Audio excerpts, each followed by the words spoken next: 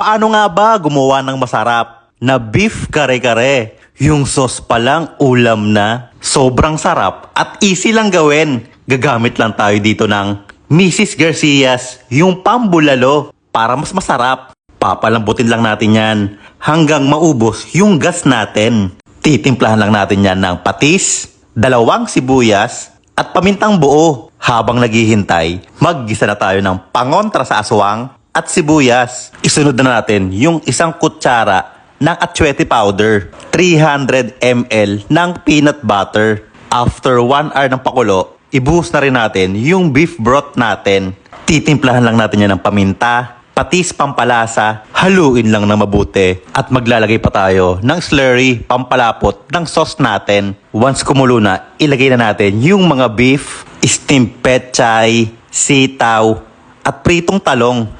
Lulutuin pa natin to ng 1 minuto. Paki-comment naman po kung nasan ka ngayon para alam ko kung saan umabot itong video na to.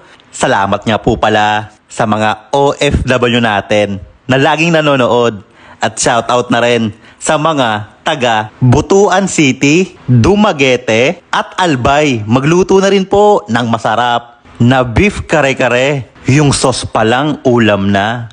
Panalo!